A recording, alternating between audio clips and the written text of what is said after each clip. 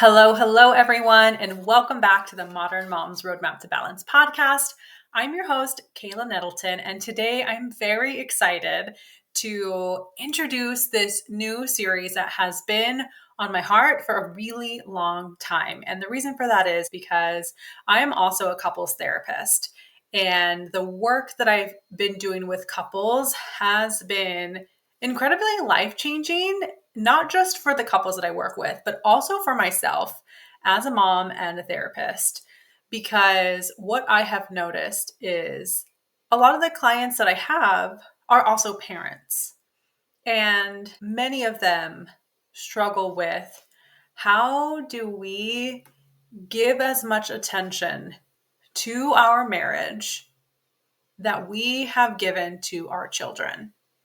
Because for some reason, not for some reason, but when we have children, our marriage and our relationships, even the relationships we have with ourselves, they get pushed to the back burner because we've been taught, and especially as moms, we've been taught that our attention needs to go to others. And our attention really needs to go to our children if we're going to be good mothers. Because if we're not a good mother, then we're going to totally mess our children up. So we can't give anything else attention but our kids. So not only do we lose ourselves and our own identity, we end up also losing that connection that we once had with our partners because we've been so focused on trying not to mess up our kids. And this is kind of where this new series has stemmed from me. And if you haven't already guessed, this special series is all about marriage and relationships, specifically romantic relationships, and how to balance that on top of the role of being a mom. So if you've ever felt like your marriage gets put on the back burner because of life with kids or work and everything else is overwhelming, you're not alone. It happens to so many of us. And I want to break down some of these barriers that have kept us stuck from connecting with our partner in a way that allows us to both feel supported and seen. Because when your relationship feels solid, it's so much easier to face life's challenges. And a healthy marriage isn't just about the two of you. It supports your mental health, your parenting, and your overall well-being. So this was really kind of the aha moment for me working with some of my clients, and just even my clients who we weren't working on the couple, but working on some stuff individually, is when the couple is strong, when mom is feeling very supported in the partnership, she thrives. So that is one of the main reasons why I'm even bringing this into the podcast, this special series, is because I believe that when we have strong, supportive relationships with our spouses, with our longtime partners, us as moms are going to be healthy. We're going to thrive. We're going to feel safe enough to engage with the things that we're passionate about and rule the world. As cheesy as that sounds, but we're going to be able to thrive when we have healthy partnerships. And I want this series to be able to be a place for you to turn to when you're feeling stuck in your relationship, when you feel like you're the only one who is going through this thing. Because I promise you, you are not the only one who is feeling this way. I myself have felt this way, especially early on in my relationship with my now husband. We've been together for 11 years, married in 2018, but we got together in 2014. I'm kind of like doing all this mental math in my head because our son is 10. Oh no, he's not 10 yet. Sorry. He's 9. He'll be 10 in August. But our relationship kind of happened in like a chaotic manner. And I got pregnant within like the first few months of dating my now husband. And when this happens, you're not forced to make a choice. I feel like now you are, but you have to make a choice of, am I sticking with this person because I know a two-parent household is best? Or am I sticking with this person because I'm in this position where no one's going to want me anymore?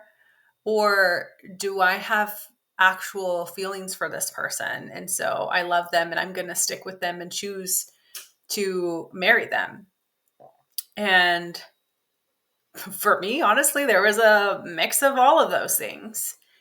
So when you start a relationship and it's a bit chaotic, you're not always in the best place to connect because you're really not on the same page. And that feeling can feel really disempowering. You can feel like you're stuck in this circumstance and there's no way out. And I'm here to tell you that you don't have to be stuck. I realized that there were qualities in my partner that I did love and was attracted to. That was the reason why I started a relationship with him in the first place. And when I gave myself a chance to really focus on those things, and granted, side note, there was no kinds of abuse or anything like that. And I know sometimes people are put into unsafe situations, and this was not that. But I gave myself the opportunity to look at the strengths that my partner did have, and I leaned into those strengths. And I know probably listening with me being on the other end, you're like, well, I don't see any of the strengths my partner has. There's a reason you were attracted to your partner in the first place, and not just physical attraction. There were likely other things that led you to connect with your partner. And it's remembering those things and focusing on those things that are going to help you to connect better with your partner. Those are the smaller steps that will allow you to start breaking some of these patterns that you at this moment might not realize that you have. And no, it's not your sole job as mom, wife, or mother to do all of this work. But sometimes when we pay attention to the hand we have in our relationship and the work we need to do within our relationship, it can be so much easier for you to have your partner want to do the same. And I'm not saying like you have to convince them, but oftentimes when we see our partner growing and they're inviting us to grow with them, it can be hard to say no. And I want part of this to be a place where you get to make choices and decisions. Because for me, in the beginning, I did not feel like I had a choice or decisions. I felt like the choice that I had to make was to be with my partner, and I'm getting emotional because I love him so much and I am so grateful that I stuck through this hard times that we had and we moved through all of the mistakes because they were some big mistakes. And we are now so connected. He sees me and I see him. And I want that for you too. I want you to feel so connected to your partner and so supportive that everything that has happened in the past, the mistakes you, both of you made, are just a tiny piece of your story, because the mistakes that have been made in your relationship do not have to define them. And so this is not about trying to fix a broken marriage or avoiding conflict. I want this to be helping you to learn skills so that you can build connection and show up for each other. And many of these episodes are going to be episodes where you might want to share with your partner. You might want to go through this series together.